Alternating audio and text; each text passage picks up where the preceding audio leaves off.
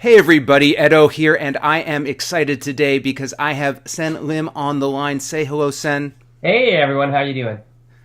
And Sen is a very awesome designer working on, most known for probably Belfort or Junk Art or Akrotiri, and is part of the Bamboozle Brothers with Jay Cormier. Cormier? That's Close correct. enough.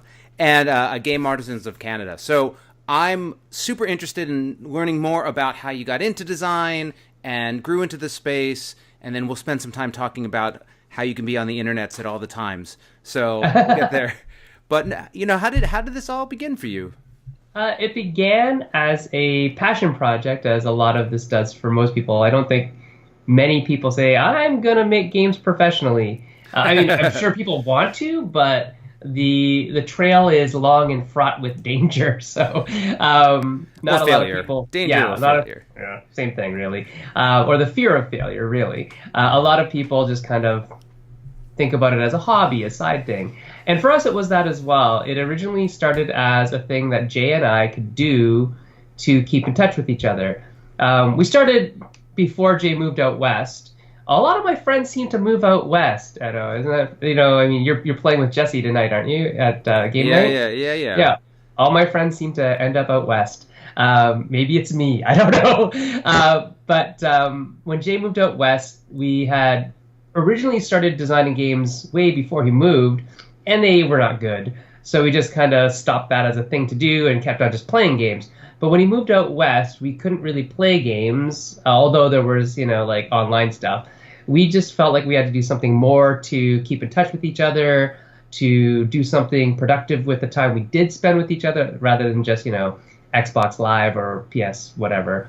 And so we decided, let's get back into making games.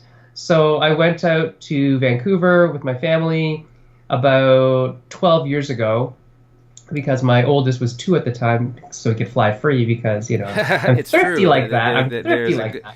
We traveled a lot more when our kids were Right? not as big. Now that they're older, we're driving everywhere because it's really expensive to fly with them. And so we really made a commitment then and there to make games. Now that Jay has 2 of his own, he has twin boys that are just over 18 months now. Wow. And Twins, so man. he's I don't know about that. right. I mean, he's been kind of out of the loop for the last year and a half. So he's just getting back into the convention scene, and we're just starting to look at designing things again. We had like maybe a year hiatus of any real new designs. We had worked on some of the expansion material for a couple games that are hopefully coming out sometime.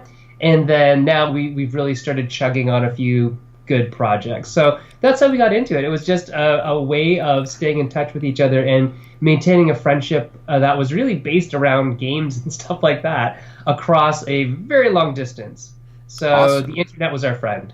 No, I mean, that's awesome, man.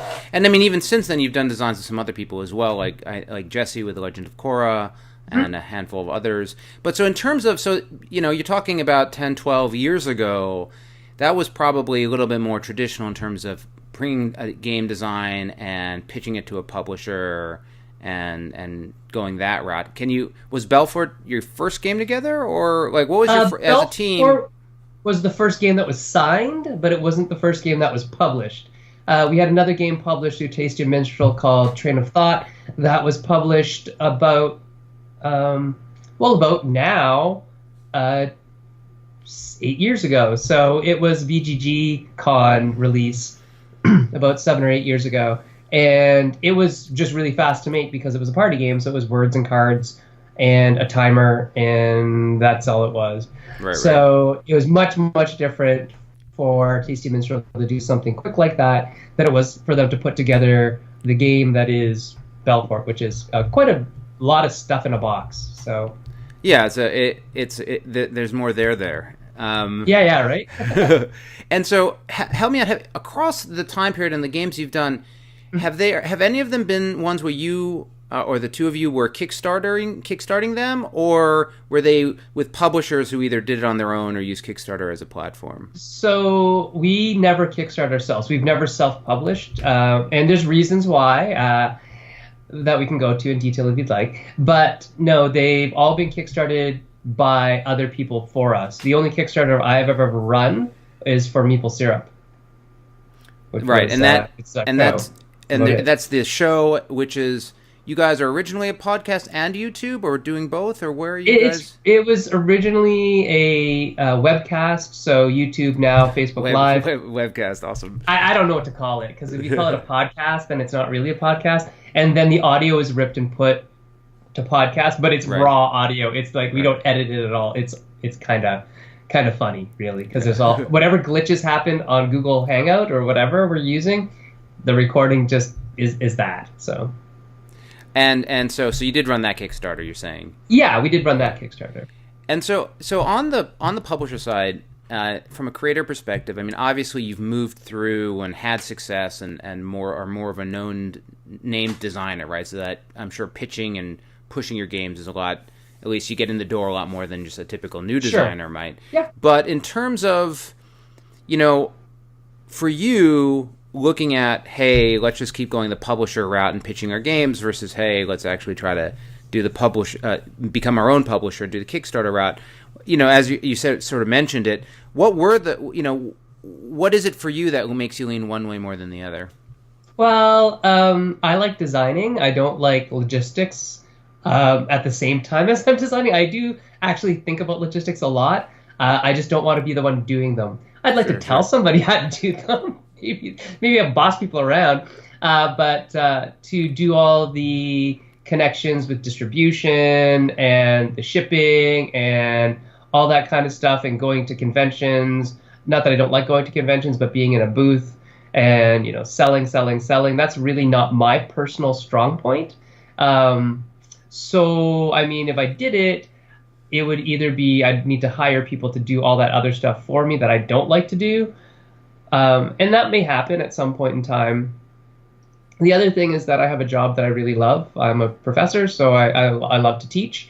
And my wife would probably have a cow if she ever heard of me wanting to quit a job that pays as well as my professorship does to go into a very risk-laden field like game design, where your popularity and the stickiness of the game is, driving your income. So it's more of, my kids, once they are done college, maybe then I'll think about it, because they get to go to college for free because I teach. So what are you a professor of, by the way? I'm a professor of psychology, so I teach psychology, developmental psychology specifically. Got it. I want to say, no, I think, what's his name? The guy from Tuesday Night Games. I can't remember his name. Yeah. I think he's philosophy. Yeah, is he no, psychology? He's a psychology professor as well. I can't remember what type he does, though. He might be cognitive. Yeah, or social. I don't know. Oh, definitely. Yeah, he definitely does that. Yeah. Maybe he does social psych, but I think he did something at a prison. So anyway. We could get him on and ask him, but then, I think Steve Finn a good guy. Is maybe Steve Finn was the philosophy professor instead of psychology. I don't remember. It's funny you mentioned Jesse earlier, just to diverge entirely. Yeah. And so he has a background in math, right? Math major, but I can't remember what it was. But I have a friend here who's like true math versus applied math. They're both math, but like different sectors of math, and they So theoretical math versus applied math is theoretical versus whatever it is, and it's hilarious to watch those guys. Yeah, so Jesse with his background in mathematics and physics and things like that, then went into philosophy. Right. So he has his PhD in philosophy of science, and it just, if you talk to him, it's just bizarre what he thinks about and does on a daily basis. My stuff is very simple. It's like, hey, I treat kids. That's what I do. He's like, I think about science and how people explain the brain and what language they use to communicate with each other. It's like, that's some. What are the impact of tools and technology on learning and discussion groups, right? Yeah. and dispersing that information to the public as well. So it actually is a really interesting thing that he's doing. It's just it's just beyond the scope of most people to actually think about it, right? It's interesting. He's a really cool guy. So Yeah. I really enjoyed designing with Jesse because he's got a different thought process than Jay does, and so it's nice to see all those things from all sides. And it's funny because doing as much co-design as I do, I don't think I've run into anybody who's actually wanted to self-publish except now Daryl. I mean, Daryl's the only one. He took a huge leap. He went. Oh yeah. He didn't just like do the little baby step into Kickstarter, right? I mean, he is going big and broad in publishing, right? He's and there's a whole bunch of reasons why that can happen for him. So I'm super happy he's doing it and supportive of his efforts to do so. So it's been a long story for Daryl, and you should actually get him on the show sometime to talk about his evolution from being a hobby game designer to prolific designer.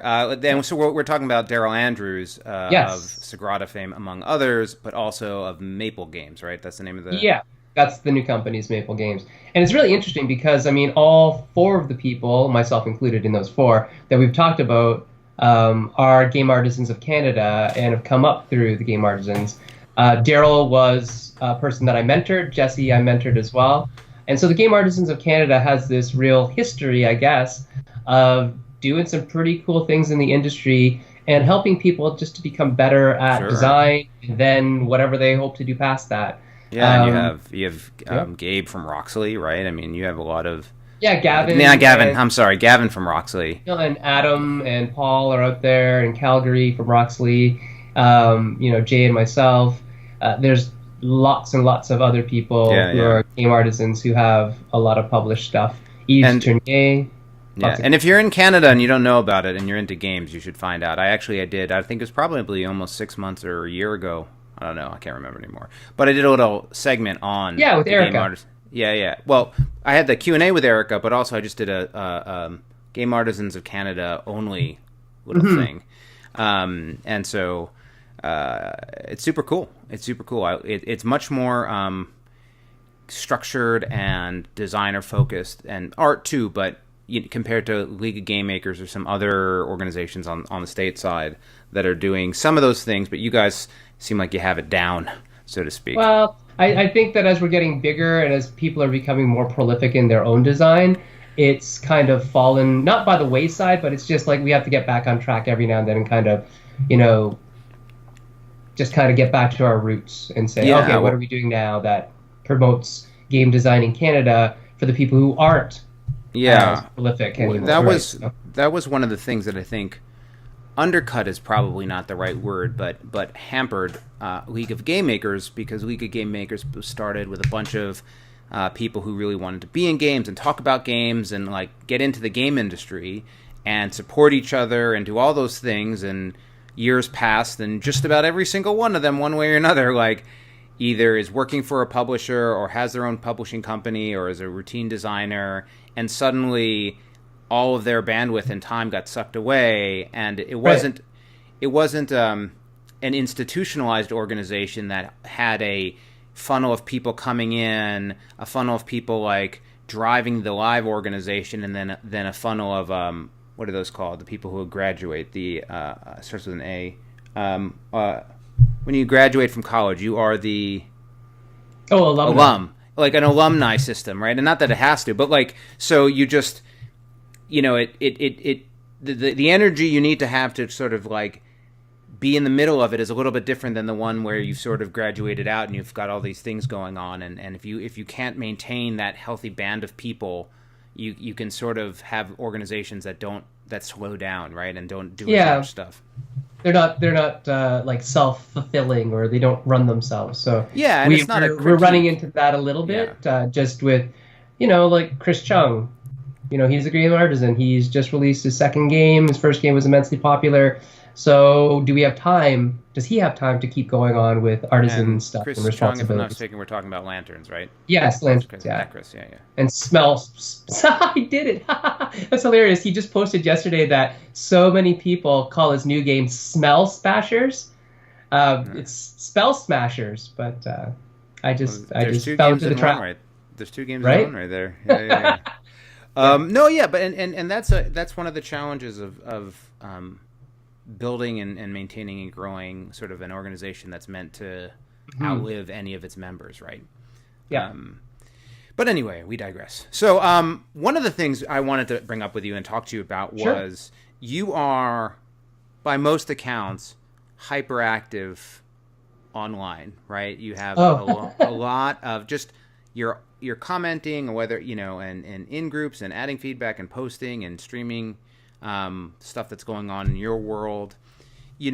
I guess from your perspective, especially as somebody who isn't necessarily driving it through, it producing it into Kickstarter, right? It's not all part of a media play or all part of a campaign awareness buildup. No. No. I mean, is it just your pastime? Is it that you're just hooked in and what is it to you as somebody who's so actively engaged and involved? So there's a couple things that it is. Before I started doing it for game design, I used to do it really for my weight and for martial arts, and it just kept me honest. It kept me on my training schedule and things like that. So part of it is, if I put it out there, then I'm kind of responsible for seeing it through. So that was part of it. What is that called? That's called a commitment device? Is that what that's called? Sure, that's a good word for it. I like that.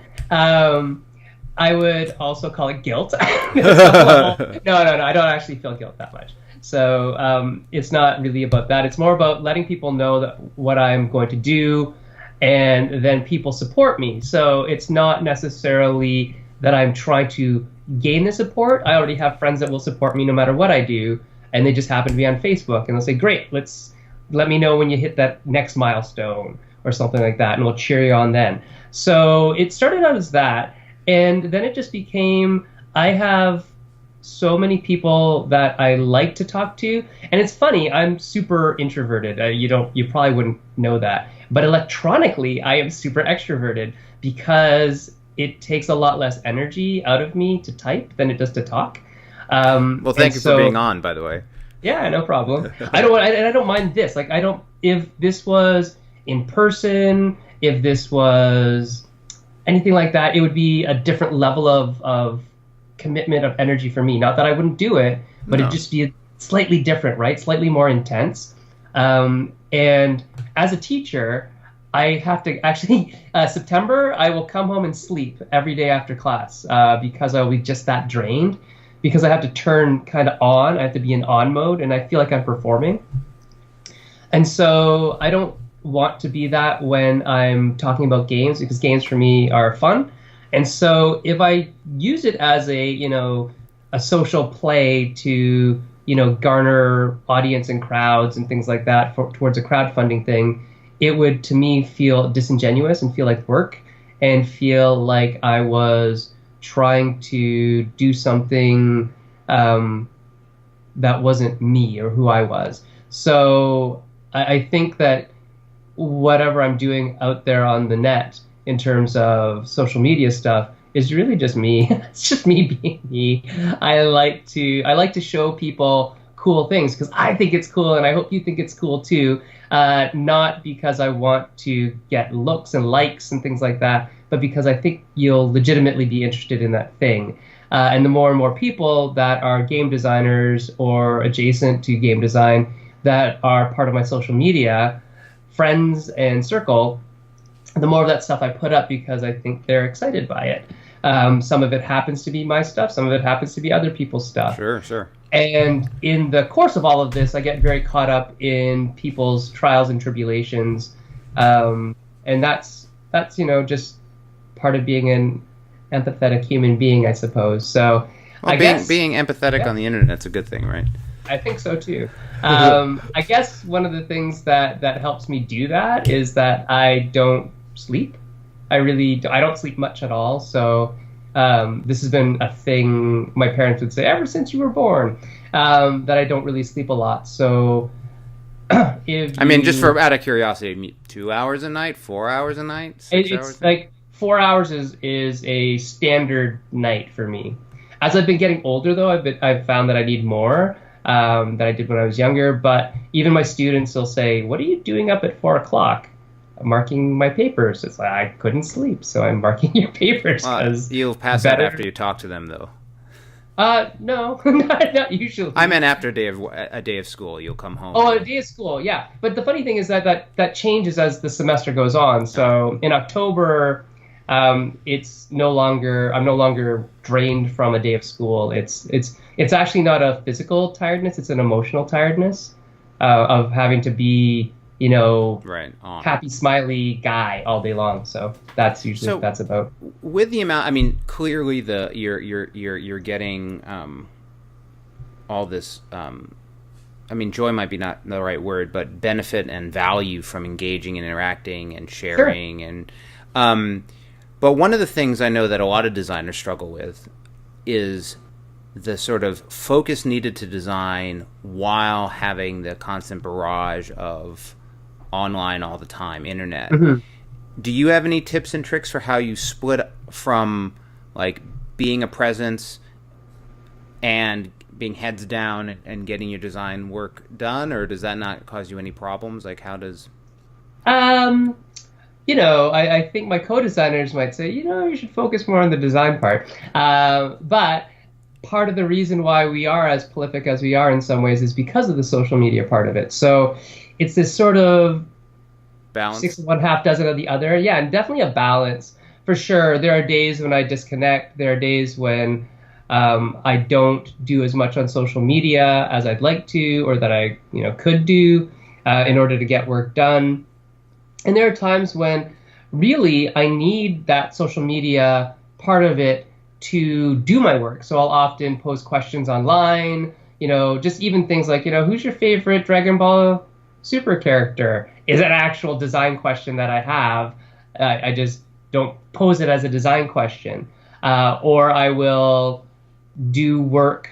I have lots and lots of different little bits of work that I have to do for design, for game related stuff. So even yesterday, I was writing ad copy for another company for a game that I developed for them, and that I can't just do that for an hour because the words don't come out like that from my head.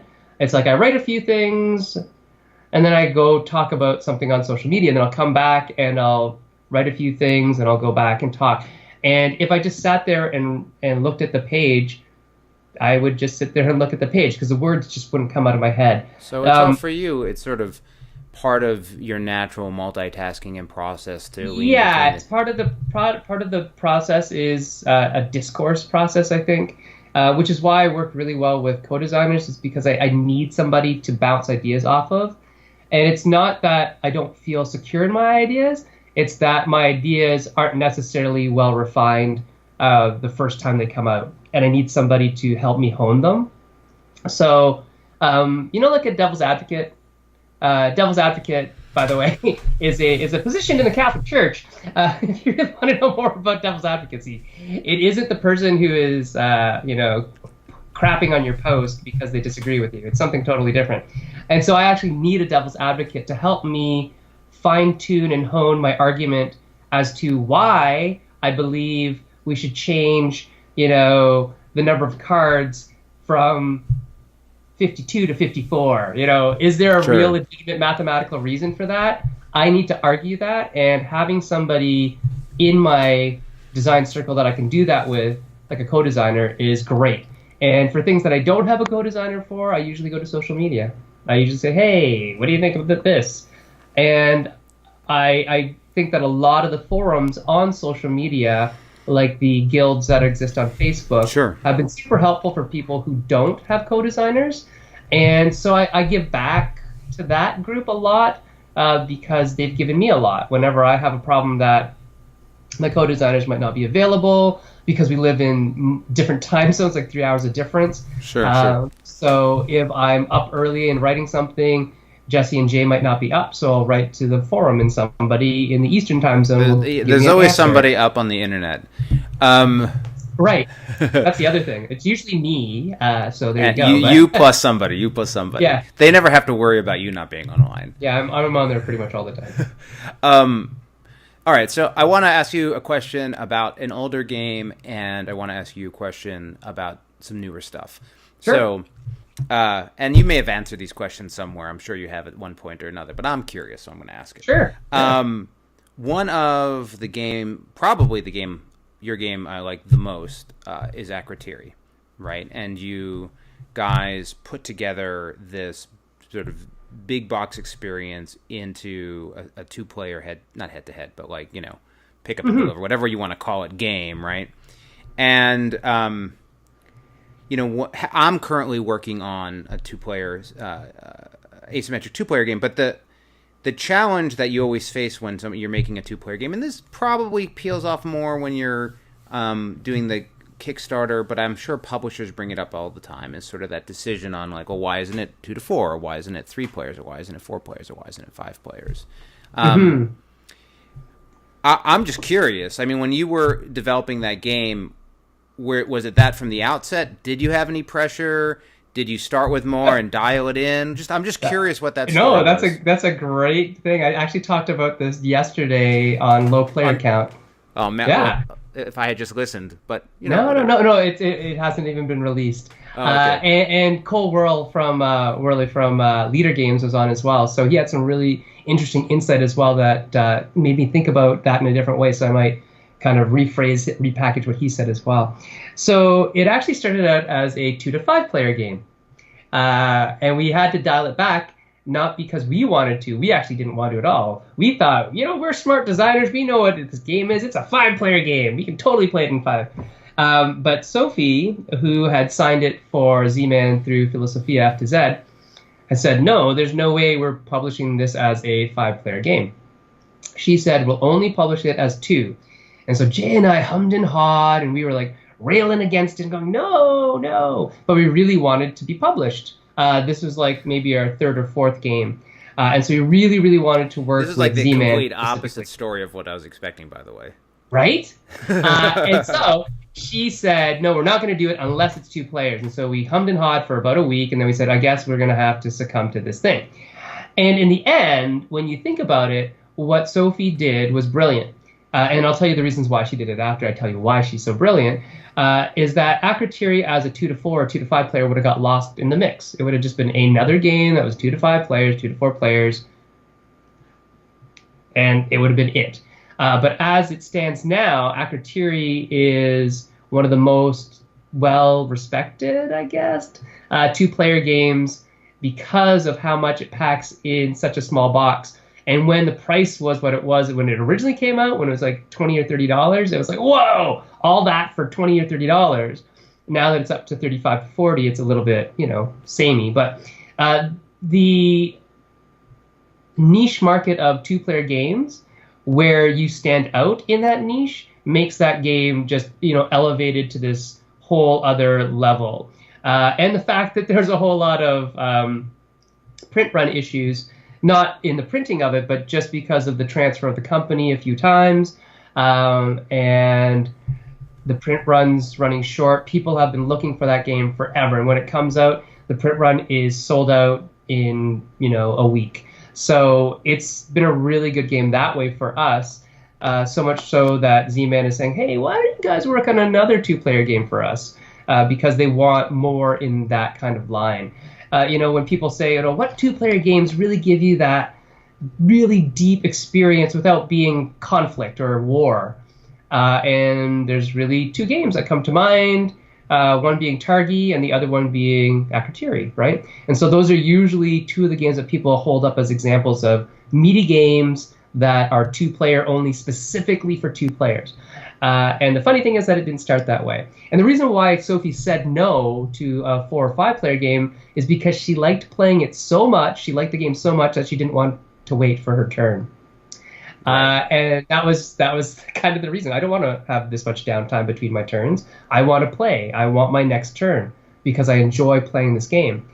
And Cole yesterday was talking about it in a little different aspect when he talked about, not specifically Akrotiri, but just how to delve down and say, okay, is this a 2-player game? Is this a 4-player game? And one thing that he said that I thought about a lot last night was that when you have a lower player count, you can actually risk more. You can have a greater risk reward system built in because there's only one person that's going to knock you down if you made a mistake. Whereas if you play a 3 or 4 player game and you have a risk mechanic, people are going to play a little more conservatively because there's 3 other people that can potentially exploit their mistake or that risk. More daggers for the back, right? Right, and so that was a really interesting way of looking at it. So that's another lens to see player count through. So let me tell you a little funny reverse story. Yeah. So as I was mentioned, working on Skull Hollow with Keith Mateka, and that's going to be coming to Kickstarter. But that's the 2-player asymmetric game I was mentioning. That actually started. Is that through your company or through Keith's? Through Pencil First Games. Okay, so cool. He did the single player version modes in Sunset Over Water and Herbaceous, and we've gotten along, and I've reviewed a lot of his games. And what ended up happening, which was interesting, is my kid Ethan sort of like wanted to make a game and get into it, and so I've got a bunch of little pieces around and things like that. And he's like, okay, I've got this game. One guy's this big monster, and then you've got 19 other guys and gals who are small units, and they're fighting the monster. And I was like, you made a game for 20 people? He's like, yeah, you've got one person over here and 19 people over there. And I was like, maybe one person controls the 19 and then one person controls the other one. He's like, no, that's terrible. It's 20 people. He's probably 7 or 8 at the time. Anyway, and so it was interesting. I was like, okay, and I sort of was messing around, and I started drawing some things out with him and putting it together. And then it was really funny because he was sort of like, he basically lost interest. And as 7 or 8 year olds will do. Yeah. But he was sort of like, so when do we do that thing when we talk to all these other people making the game? Which is like what he sees me do a lot of the times when I'm on the phone and Skype. Like I'm working with all those people, sometimes he sees me doing creative stuff and design stuff, but practically speaking, I'm doing much more development and publishing now than like just sitting down with a piece of paper in front of me. And even when I'm, there's just this weird, like even when we're playtesting something I did, it's like with other people, it's a little bit of a disconnect, that piece of it. What he sort of sees and recognizes more is like when I'm talking to people, working with people, being on the phone with people. And so he was like, and I got excited about the game because I was like, I probably at the time it's nothing like Akrotiri, but inspired like there's something about making a great 2-player game, whether, it's Jaipur or Lost Cities or Akrotiri or, Confrontations, these great fun experiences. And so I was really into the idea of it being 2 players, and he just sort of lost interest. I was like, hey, well, what we can do, we could see if somebody is interested in doing the design work, taking on the design. And he was like, cool. So that's basically there. I pitched it to Keith, and like I was like, basically like, here's like some characters. There's a bunch over here. There's one over here. We got some ability cards, but like that's it. You interested in doing this? And he was like, yeah, let's do it. And then he's done a fantastic job. I mean, way better than I could have ever done. But and then so I slid into more of the bringing it together and the art and the development and having really awesome meeples and that kind of thing. But anyway, so it was really funny. That was the case where I was like, I don't think it's a 20-player game. I think this is a 2-player game. Let's go to 2 because 20's crazy. So she was just saying 5 players is like 20 players. That's all I'm saying. Right. I mean, 5, 20. What's the difference? Once you're past 2, it could be any. It could be any difference. Anyway, so that's really interesting on Akrotiri. Now I know. Good job, Z-Man Games. Oh, yeah. Also weird overlap. You mentioned Cole. Like literally, I'm gonna end this call and then go online and post my interview with Patrick Leader. And Cole wasn't on, but he comes up a few times. So like, if you just want to be if you want to be on the internet in 10 minutes, you'll see it. I am on the internet in 10 minutes. Though that when people hear this, it'll probably be a week and a half or 2 weeks after this point. But whatever, they'll be able to put 2 and 2 together. So last thing I want to ask you about, and we're heading to the end here, is. So we talked about a lot of your existing stuff. Are there any games or products or things that are coming out that you're excited about or want to mention? Yeah, so there's a couple of things that are coming out. So one thing, well, I will mention this. This is something that didn't get talked about as much, and that may be the reason why it didn't do too well on Kickstarter. Kickstarter is this weird space for both things like party games and things like expansions. So when you have an expansion for a party game, it's not, the success rate isn't super high. And so we've actually had our first retraction, I guess you'd call it. We canceled our first Kickstarter for the standalone expansion for But Wait, There's More, which is too bad because it's just more content for the same game, and the game's been out of print for so long that people have been really, really looking for it, except on apparently Kickstarter. So hopefully we'll get that back in some shape or form. I'm not sure if it's going to go back to Kickstarter. I'm not sure what the company's going to do. But that's the thing. Like, the strategy has to start now about how we're going to, recapture the 80 or 90 people that did back and go for the extra number that we need to make this a thing. So that's one thing that hopefully we'll see in the future in some shape or form. The other thing that's coming up is another reprint of a game of ours, but it's going to be not deluxeified, but it's going to be the anniversary edition of Belfort. So a game that Jay and I worked on many, many moons ago, and Josh Capel did the art for. We're redoing a little bit of the art. We are getting up with the times. We are adding a couple more little mini expansions in there. We're adding the Queen, so there's a Queen of Belfort that walks around. There's a Parks and Recs department, which is going to be fun. And so there's a bunch of other stuff in there that's going into this new box that should be on Kickstarter in September, I hope. I don't know. But we're waiting on new art, so that's what's happening. So that's something that's coming up. And then... We may be overlapping a little bit. Kickstarter you campaigns. And I? That's okay. It's fine.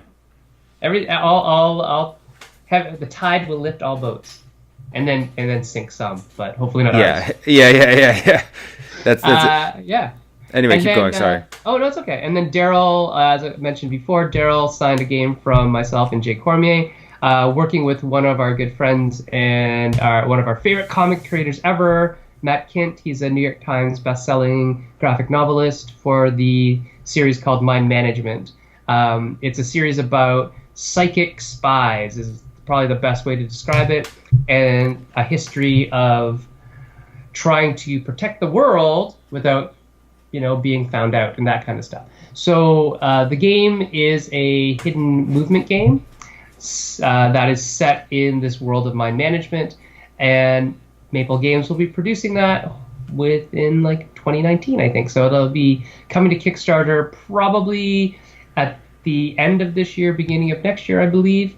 And so that is something we're super proud of because it has some really cool mechanisms in it to really escalate that sense of narrative story and also of, the hidden movement aspects of things. So to keep it fresh and exciting and new. So Those are a couple big projects that are coming up from us. And then, there's always more, but we don't have all the time in the day. So. Yeah, cool. And there's also awesome. NDAs for a lot of these things. So sure, well, that it's a little bit different when your other publishers want to control their messages, right? Yeah. Cool. Well, thanks for being on and talking about your start and projects and the internets. It's very much appreciated. But I'm sure you've got stuff to get to, and I got work to get to, so. I do. I got a whole bunch of panels to set up for Fan Expo in Toronto at the end of the month. So if you're in Toronto and it's the end of the month, come to Fan Expo and you can see a bunch of really good game designers, publishers, graphic designers, artists talking about game design, and then you can go get your signatures from the whole cast, I believe. Almost all of the cast of Back to the Future will be at Fan Expo this year. That's as well awesome. as other comic-y people, so yeah. Very, very cool. Awesome. All right. Thanks for being on, and no problem. Thanks everyone for watching. See you later. Hey everybody, Edo here, and thanks for watching Gaming with Edo. Reviews over here on this playlist League and Insider videos over here on this one. Subscribe, share, all that good stuff. But most importantly, play some great games. Thanks.